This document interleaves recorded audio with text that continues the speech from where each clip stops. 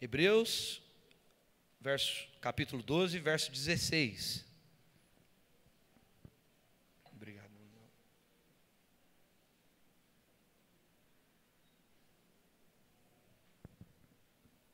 Quando achar, diga amém.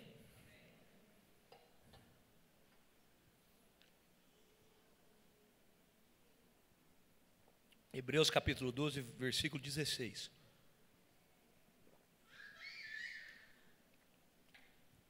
A palavra do Senhor nos diz assim: nem haja algum impuro ou profano, como foi Esaú, o qual por um repasto vendeu o seu direito de primogenitura. Pois sabeis também que posteriormente, querendo herdar a bênção, foi rejeitado, pois não achou lugar de arrependimento, embora com lágrimas o tivesse buscado. Coloca a mão no seu coração, irmão. Ó Senhor, nós levamos o nosso pensamento cativo a Cristo nesse momento. Nós declaramos, Pai, que o Teu Espírito venha nos trazer uma palavra do Teu trono de graça. Que os nossos ouvidos estejam abertos, estejam atentos ao Senhor nessa noite. Pai, que não seja palavra humana aqui nesse lugar, mas que seja uma palavra fluindo do Teu Espírito. Nós declaramos, Espírito Santo, que os nossos corações estão sensíveis e receptíveis à Tua palavra. Senhor, nós calamos a voz do nosso ego, calamos a voz do nosso homem interior, e nós declaramos o nome de Jesus, que é o Teu Espírito que vai falar conosco nessa noite. Senhor, nos traga uma palavra revelada, uma palavra de graça, uma palavra que venha gerar fé aos nossos corações, para que quando nós sairmos daqui nessa noite, os nossos corações venham sair aquecidos no nome de Jesus. Amém, irmãos? Irmãos, nós acabamos de ler esse versículo em Hebreus. Alguns dias atrás eu trouxe uma palavra onde eu falei sobre herança e sobre recompensa. E nós temos falado nesse tempo que a revelação da graça tem o poder de dar qualidades às suas atitudes, sabe? E as suas atitudes têm o poder de confirmar ou destruir o propósito da graça de Deus na sua vida. Diga para o seu irmão, as suas atitudes podem confirmar ou destruir o propósito da graça de Deus na sua vida. Então, irmãos, é fundamental entender que ter o propósito, por mais que Deus estabeleceu o propósito da nossa vida, isso não é garantia de nós chegarmos ao destino. Sabe, o propósito de Deus em sua vida, os seus mais altos sonhos, tudo aquilo que Deus tem para você, não é garantia do cumprimento do destino de Deus para você.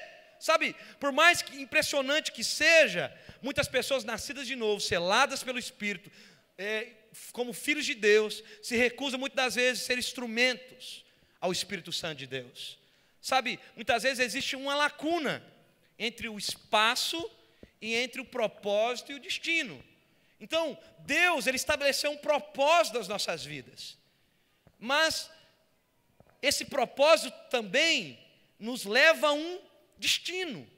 Nós, como homens e mulheres de Deus, por mais que recebamos a graça de Deus, nós também podemos cumprir ou não cumprir esse propósito. Nós podemos chegar ao destino que Deus estabeleceu ou não chegarmos a esse destino.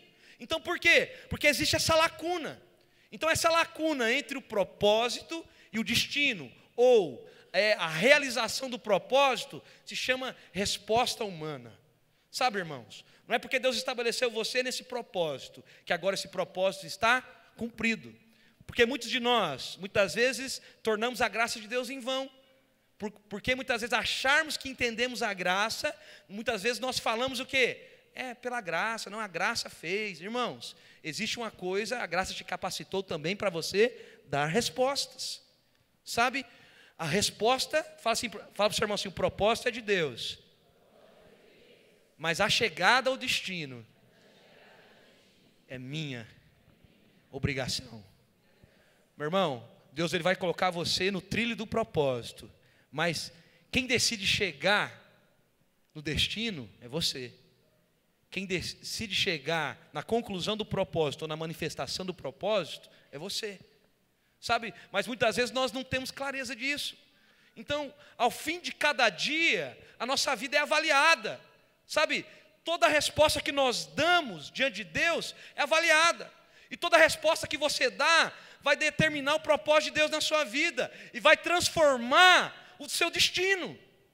Sabe, de fato não é você só entender a graça, de fato não é você só estar no meio do propósito de Deus, mas é você dar a resposta ao propósito de Deus. Sabe, tudo que é necessário para o cumprimento do propósito de Deus já foi feito por Deus em você.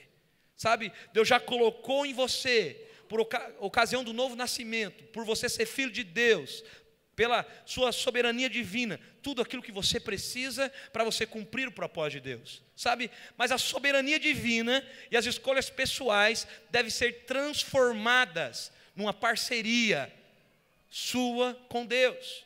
Então, Deus ele é soberano, amém, irmãos? Mas também nós temos escolhas pessoais. Deus, muitas das vezes, ele não vai interferir nas suas escolhas. Deus ele vai te dar liberdade. Sabe, muitas vezes, alguns dias atrás eu respondi uma pergunta sobre a questão da predestinação, se nós somos escolhidos. E sabe, irmãos, e o que acontece? Muitas pessoas, por achar que são escolhidos, muitas vezes eles ficam parados na passividade. Agora Deus me escolheu, eu não vou fazer mais nada. Irmãos, isso é uma mentira do diabo. A palavra do Senhor diz que Deus te escolheu para as boas obras. Sabe, muitas vezes essa teologia calvinista tem seus pontos positivos, fala na verdade da soberania de Deus, mas muitas das vezes tem feito das pessoas muito passivas. Por quê? Porque acha que agora é a pessoa que tem que fazer, é Deus que tem que fazer tudo. Sabe, irmão, a soberania é de Deus, mas Deus ele deu liberdade para você escolher. Deus deu a liberdade dentro do propósito dele para você chegar ao seu destino. Fala para o seu irmão, Deus te deu liberdade para você chegar ou não chegar ao destino que ele preparou para você. Então, sabe, irmãos, escolhas são sementes essenciais que vão determinar a nossa qualidade de vida. Escolhas são essas sementes que vão determinar o nosso destino. Sabe, mesmo que Deus disponibilize todos os recursos, tudo que nós precisamos para o cumprimento do propósito dEle, em sua graça, mesmo que o favor dEle está sobre a nossa vida, nós não podemos desprezar as oportunidades que Deus nos dá, nós não podemos desprezar as oportunidades do propósito de Deus na nossa vida, amém, irmãos? Porque quando nós desprezamos as oportunidades de Deus, muitas vezes nós vamos nos comprometer com o propósito. Sabe, foi isso que na verdade Hebreus capítulo 12 está dizendo. A palavra do Senhor diz que Esaú nasceu como primogênito. Ele tinha o direito de desfrutar de toda a herança de Isaac. Ele tinha o direito porque ele foi o primeiro. Mas olha o que Paulo diz aqui em Hebreus, que ele vendeu o seu destino. E olha o que Paulo diz, olha, que nós não sejamos como foi Esaú. Sabe, irmãos, Deus colocou Esaú para nascer primeiro, mas Esaú vendeu o seu destino. Sabe, irmão, o que eu quero dizer para você nessa noite? O que você tem feito com o propósito que Deus te deu? As suas decisões vão te levar aonde? As suas escolhas de ontem, as suas escolhas de hoje, as suas escolhas de amanhã, vai te levantar ao cumprimento do quê? Vai te levar a cumprir o quê? Sabe, as nossas escolhas têm que nos levar ao cumprimento do propósito de Deus na nossa vida. As nossas escolhas têm que ser uma parceria com a divindade, uma parceria com Deus, para que venha culminar, nos levar nos lugares que Deus já preparou para nós no futuro, amém, irmãos? Mas muitas vezes nós tomamos algumas escolhas precipitadas. Quantos são escolhidos por Deus aqui? Diga amém. Irmãos, nós somos escolhidos por Deus. Nós somos escolhidos para um cumprimento do propósito de Deus. Mas não é porque somos escolhidos que esse propósito não precisa de resposta. Não é porque somos escolhidos que Deus, na verdade, não gerou no seu coração aquilo que você tem que fazer. Sabe, Saul, ele nasceu com o privilégio de ser o primogênito. Sabe, ele nasceu com os atributos de um caçador valente. E a palavra do Senhor diz que ele agradava extremamente o seu pai Isaque, só por ter essas qualidades.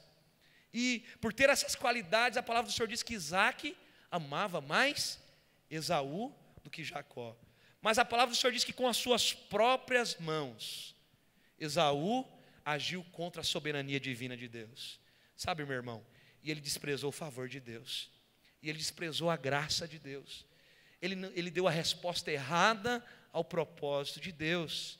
Sabe? Ele desprezou a oportunidade da bênção e sua posterioridade.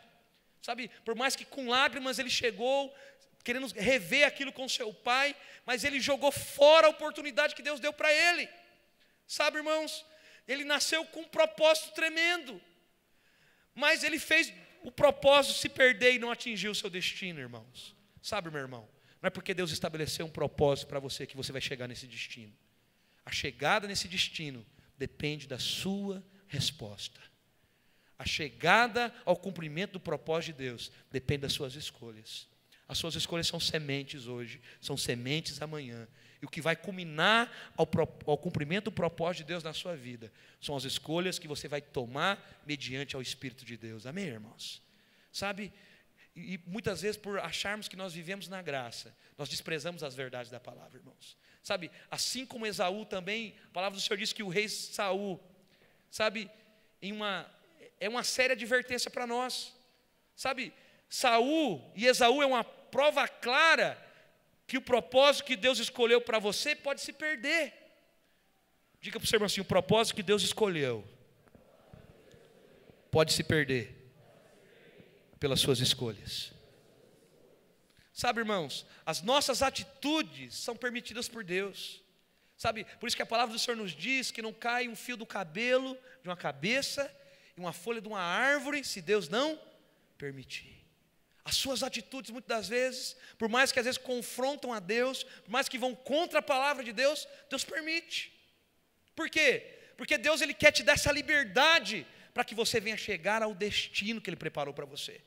Mas muitas vezes as nossas escolhas, muitas vezes as nossas atitudes vão nos tirar do centro da vontade de Deus, meu irmão. Vão nos tirar da vontade de Deus.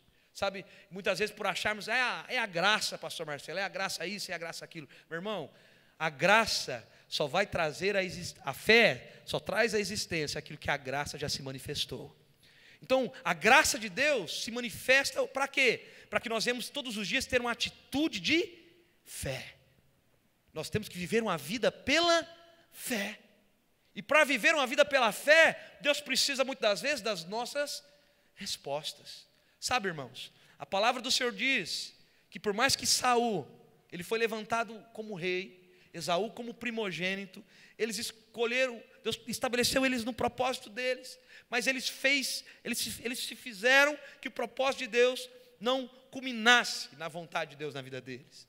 Sabe, meu irmão, de nada adianta Saul ser rei, ungido de Deus, se ele não fizer o que a ocasião pedir. De nada adianta você ter sido alcançado pela graça de Deus, se você não fazer aquilo que a ocasião pede para você fazer. Nada adianta você estar debaixo do favor de Deus, se você não fazer aquilo que Deus pede para você fazer. Nada adianta você ser salvo, se você não fizer aquilo que Deus colocou nas suas mãos para você fazer. Porque quando nós, muitas vezes, não tomamos essa posição, nós não nos posicionamos em Deus, o que vai acontecer, meu irmão? Nós vamos tornar a graça de Deus vã. Fala para o seu irmão assim: não torne a graça de Deus vã. Sabe, irmãos, no exemplo da vida de Saul, Deus era com Saul, mas quando ele não respondeu ao que cada situação exigia, ele destruiu o grande propósito para que ele nasceu, sabe? E Saul não conseguiu atingir o alvo que Deus determinou para ele. Sabe, meu irmão, se você não dá a resposta diante do propósito de Deus, você não vai chegar ao alvo da sua soberana vocação. Por isso que Paulo diz lá em Filipenses, olha, que nós viemos nos prosseguir para o alvo da nossa soberana vocação, que é Cristo Jesus. Irmãos, o que tira você do alvo? É muitas vezes as suas escolhas. Sabe, semana eu estava ministrando uma aula aqui no Maturidade do Espírito, eu estava falando sobre o plano de redenção. E chegou um momento que eu falei para os irmãos a diferença do irmão carnal e do espiritual. Porque na igreja nós temos dois tipos de crente. Qual que é o crente? O carnal e espiritual. Qual que é o carnal? O carnal é aquele que muitas das vezes, ele sempre está errado, mas ele nunca assume que está errado, ele nunca assume que está na carne. Qual que é o espiritual? É aquele que muitas vezes ele age na carne, mas a partir do momento que ele agiu na carne, Franco, o que ele fala? O Espírito de Deus falou: meu coração, eu fui carnal. Aí como você não tem reputação, você chega diante do irmão: irmão, me perdoa, porque eu fui carnal. Sabe, ser um crente espiritual não é ser um crente sem mácula, não é ser perfeito, mas ser um crente espiritual é reconhecer muitas das vezes quando nós somos dirigidos pela nossa carne. Qual que é a pior imundícia dentro da igreja, irmão? Que eu vou falar a verdade para você. A pior imundícia dentro da igreja é o crente carnal que ele não reconhece que é carnal. Sabe, o pior não é você errar, irmão. O pior muitas vezes é você errar e não reconhecer que você está errado. Sabe, você não tem que olhar para o irmão ser perfeito. Diga para o seu irmão, eu não sou perfeito. Eu não sou perfeito. E eu também não sou perfeito, nem a pau. Mas sabe, tem hora que a carne grita. Olha para a sua mão assim, essa carne é miserável, irmão. Tem hora que parece que essa carne fala na sua vida. Mas sabe o que acontece? Mas quando você é carnal, você tem que reconhecer que é carnal, irmão. Sabe, porque você não tem reputação nenhuma, você não está aqui para ser o melhor, você não está aqui para ser bom, não. Sabe, muitas vezes quando eu estou lá em casa, às vezes a Nath fala algo para mim, eu discuto com ela, aí eu sou carnal com ela, tem hora, sabe, irmão? Tem hora que, até com a Nath tem hora que eu sou carnal com ela. E sabe, eu chego para ela e falo: amor, me perdoa porque eu fui carnal. Aí de repente ela começa a falar para mim: não, eu que fui. Aí sabe, aí fica uma briga para quem quer ser mais carnal que o outro. Por quê, irmãos? Porque isso é uma briga no espírito. Agora, quando você é carnal, você sempre quer provar para o outro que você está o quê? Certo. Agora, quando você é espiritual, meu irmão, você não tem reputação com ninguém, você não quer provar que você está certo. Você quer provar que a palavra de Deus está certa. Agora você, é o que eu tenho dito nesse tempo, que seja a palavra de Deus a verdade, que o pastor Marcelo seja um mentiroso. Que seja Deus o verdadeiro, eu sou apenas um mentiroso. Por quê? Porque o que tem que, verdadeiramente, de fato, o que tem que importar na nossa vida é a palavra de Deus, amém, irmãos? Então não adianta muitas vezes nós falarmos que estamos debaixo da graça, vivermos na graça, se muitas vezes nós não estamos dando respostas para que nós venhamos chegar ao nosso destino, amém, irmãos? Irmãos, faz um favor para mim, fala a hora para mim, faz um favor, que o meu notebook está uma hora meio esquisita aqui. Amém. Já estava 27 aqui, eu falei, misericórdia.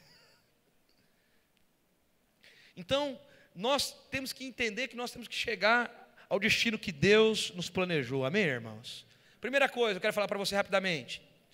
Definindo o propósito de Deus para a sua vida. Diga para o seu irmão, defina o propósito de Deus para a sua vida.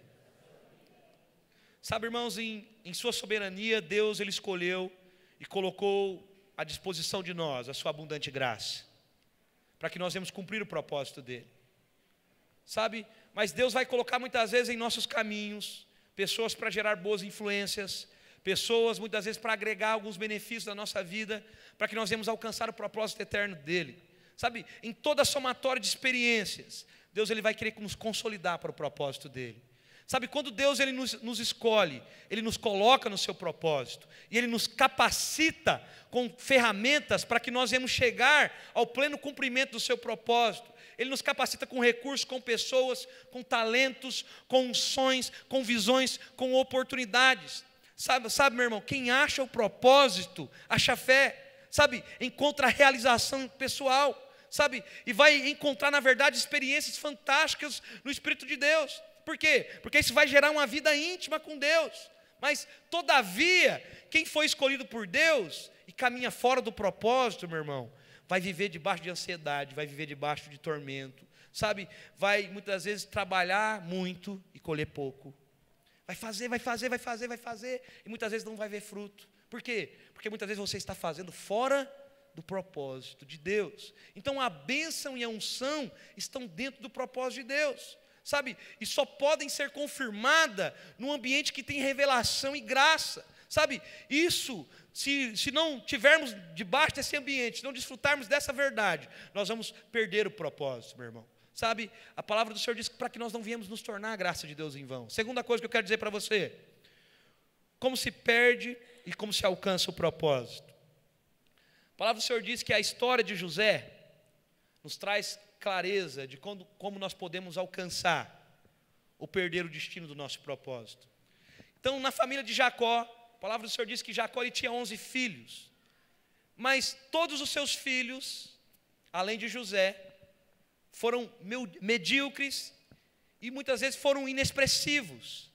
Eles não marcaram a vida de ninguém, não marcaram a sua geração, sabe? Eles passaram pela terra e não produziram nenhuma marca.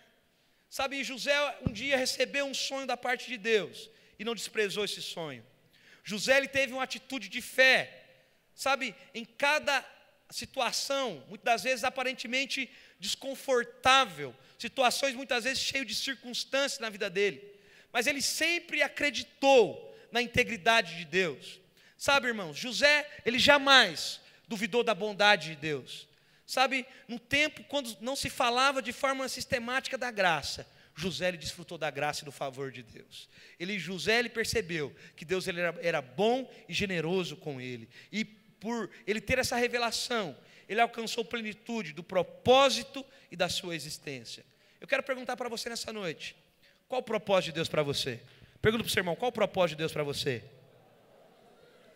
Pergunta para ele, qual o seu grande sonho?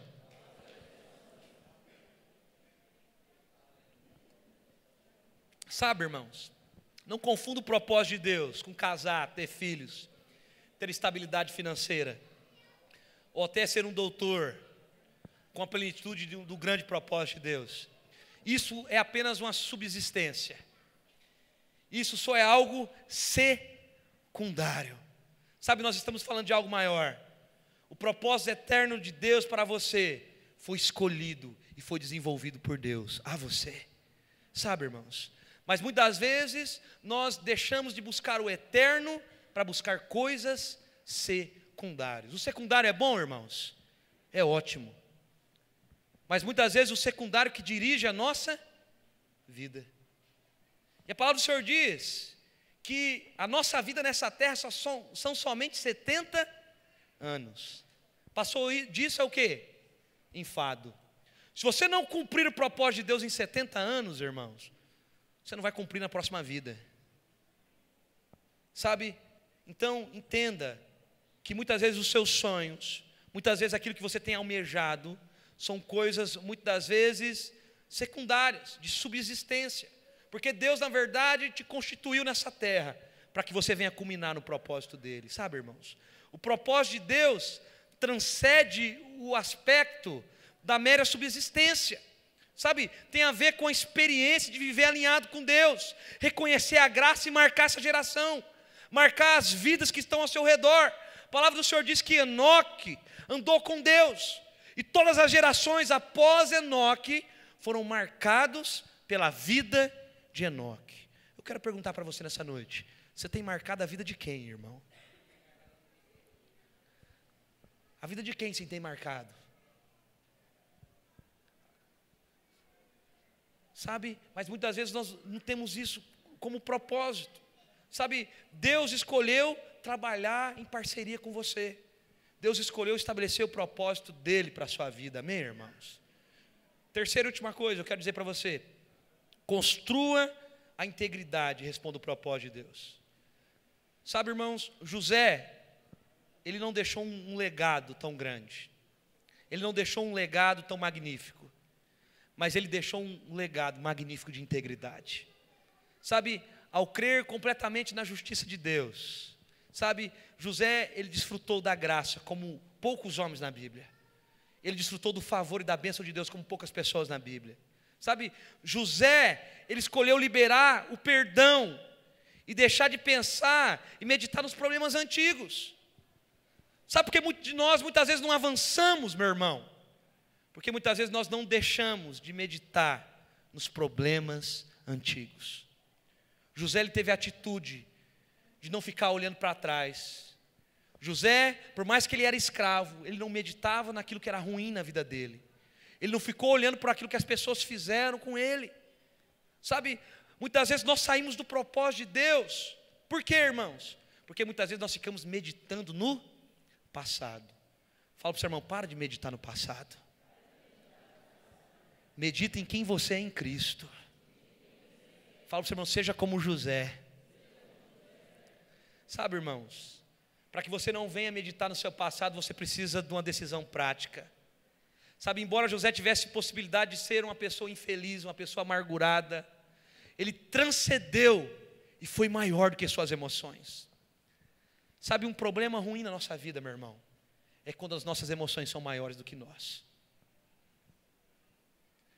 É quando o nosso passado é maior do que nós. É quando o nosso passado é maior que o nosso presente. É quando a nossa emoção, nossas emoções passadas, presentes governam a nossa vida. Sabe, você tem decidido ser maior que as suas emoções? Sabe, muitas vezes nós nos tornamos pessoas aprisionadas porque nós não somos íntegros como José. José decidiu não meditar mais nas suas emoções passadas. José decidiu não olhar para trás. Sabe, quando nós ficamos olhando para trás, olhando para aquilo que fizeram para nós, isso muitas das vezes vai nos tirar do propósito de Deus. Isso vai nos tirar do caminho final. Isso vai nos tirar muitas das vezes de nós cumprirmos com exatidão, com encargo aquilo que Deus colocou nas nossas mãos. Sabe, meu irmão, eu quero perguntar para você, você está esperando o que para deixar o seu passado para trás, meu irmão? O que você está esperando? Você está esperando o quê? Quero perguntar para você, você foi jogado dentro de uma cisterna pelos seus irmãos? Você foi vendido como escravo? Você foi dado como morto para o seu pai? Você foi aprisionado nos cárceres do Egito? Sabe, irmãos, muitas vezes essas coisas nos tiram do propósito, porque nós somos como museu. Sabe, museu é lindo, museu, não é? Mas museu geralmente só mostra a coisa do passado. Pergunta para o seu irmão, você é museu?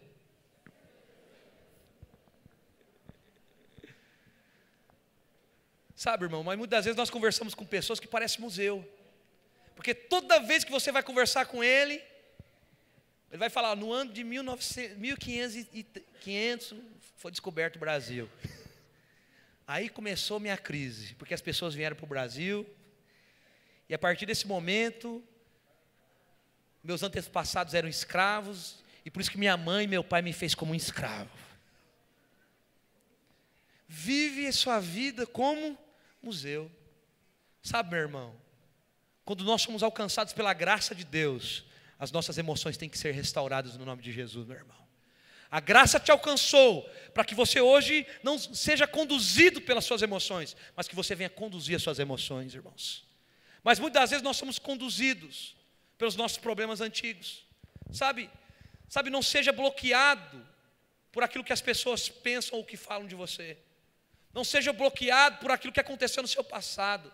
A palavra do Senhor nos diz que aquele que está em Cristo, nova, que irmãos? E as coisas velhas, e tudo. Agora eu quero perguntar para você nessa noite, o quanto de novo tem na sua vida, meu irmão? Se você está em Cristo, as coisas velhas se passaram, eis que tudo se fez novo. Sabe, não seja conduzido pelas suas emoções. Sabe, Deus tem um caminho excelente para você. Mas muitas vezes quando nós decidimos viver pelas nossas emoções, nós não vamos desfrutar daquilo que Deus tem para nós.